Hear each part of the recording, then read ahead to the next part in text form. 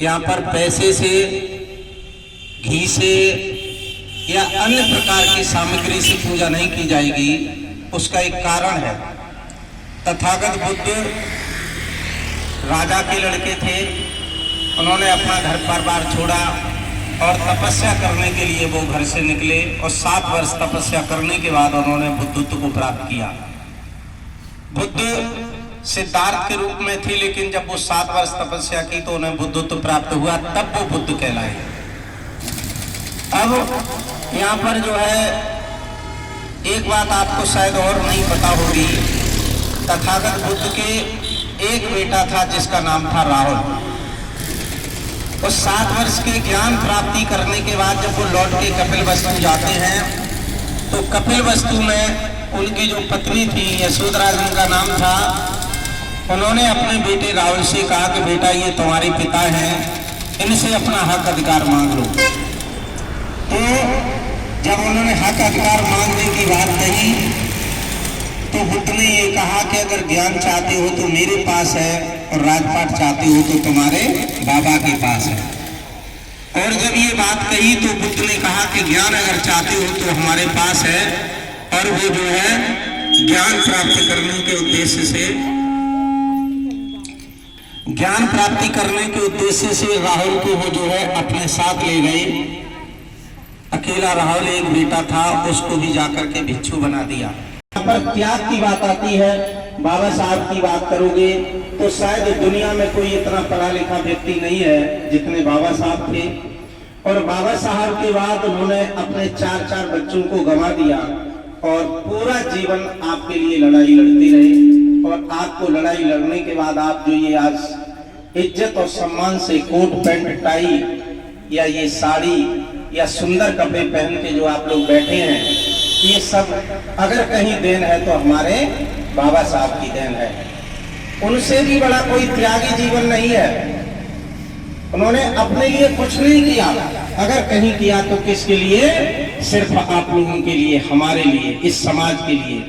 टूटे फूटे समाज को उठा करके आज उन्होंने यहाँ पहुंचा दिया जहां आप लोग देख रहे हैं। तो बाबा साहब का जीवन भी पूरा त्याग में बीता। इसलिए हम लोग त्यागमयी जीवन वालों की पूजा, जहां तक श्रद्धेय बहन जी का जो फोटो लगा हुआ है आप सभी लोग परिचित हैं। अगर इतना ये वैभव दिखाई दे रहा है तो निश्चित कहीं न कहीं उनके पुण्यों का फल तो जरूर होगा। इतना विकास करना, जिस घर में स्त्री सुलज्ज, सुशील और समझदार होती है, निश्चित उस घर में उत्थान होता है, ये निश्चित है। और इस सब वैभव को देख करके कुछ कहने की आवश्यकता नहीं है कि उनका जीवन कितना अच्छा रहा होगा, शायद ऐसा मेरा सोचना है।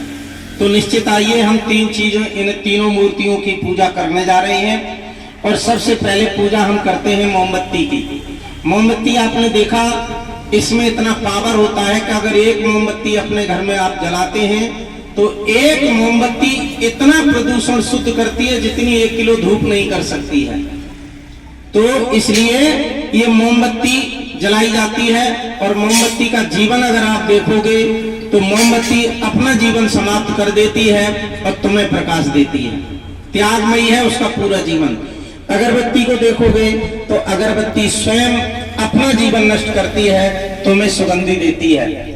अगर बात पुष्पों की करोगे तो वो तुम्हें खुशबू देंगे, शोभा देंगे और धीरे धीरे अपना जीवन कुमला के समाप्त कर देंगे। इसलिए त्यागमयी इन महामूर्तियों की पूजा हम त्यागमयी चीजों से करते हैं। आइए शुरू करते हैं कार्यक्रम को। सबसे पहले परिवारीजन खड़े हो जाएंगे, हो जाइए।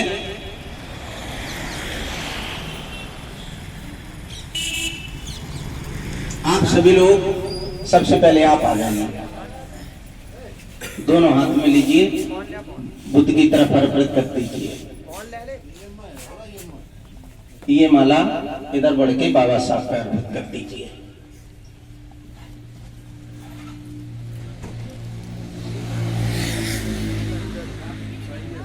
एक मिनट, इसको पीछे दबा के रखेंगे, ठीक है? अब इधर आ जाए। ये गुलाब वाली माला इधर अर्पित कर।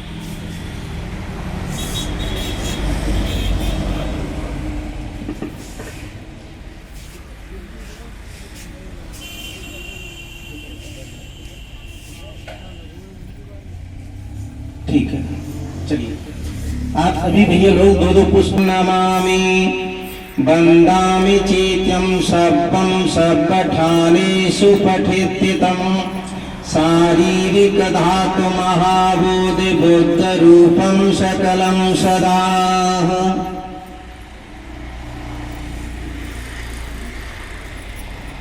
ठीक, सभी लोगों ने पुष्प अर्पित कर दिए, बैठ जाइए। 5 भैया लोग आएंगे, मोमबत्ती मोमबत्ती माचिस से मोमबत्ती जलाओ।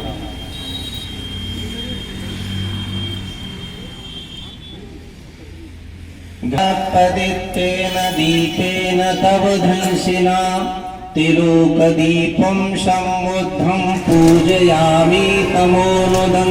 दूसरे भाई जलाएंगे।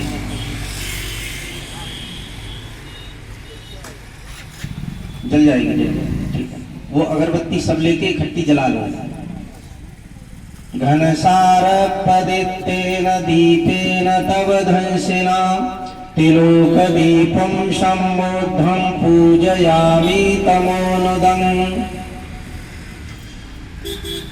इकट्ठी इसी से जला लो, इसी से जला लो।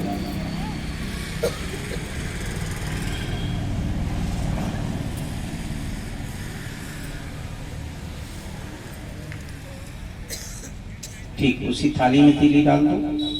घनसारपदित्तेन दीपेन तव धंसिना तिलोकदीपं, 2 लोग और जलाओ। तिलोकदीपं सम्बुद्धं पूजयामि तमोनुदं।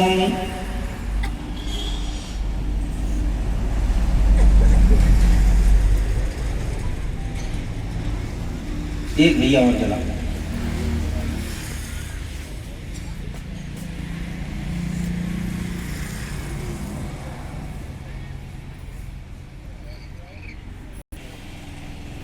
घनसारपदित्तेन दीपेन तव धंसिना तिलोकदीपं सम्बुद्धं पूजयामि तमोनुदं। लगाते जाइए, जल्दी जल्दी लगाइए, हाथ जोड़ के बैठते जाएंगे। दूर से ही हाथ जोड़ेंगे, अगरबत्ती दोनों हाथ से इस तरह घुमा करके और अगरबत्ती लगा के हाथ जोड़ के दूर से ही बैठते जाएंगे। थोड़ा मोमबत्ती से दूर कपड़े रखेंगे, मोमबत्ती थोड़ी पीछे कर दें। बैठते जाइए, अगरबत्ती लगाइए, हाथ जोड़ के बैठते जाइए।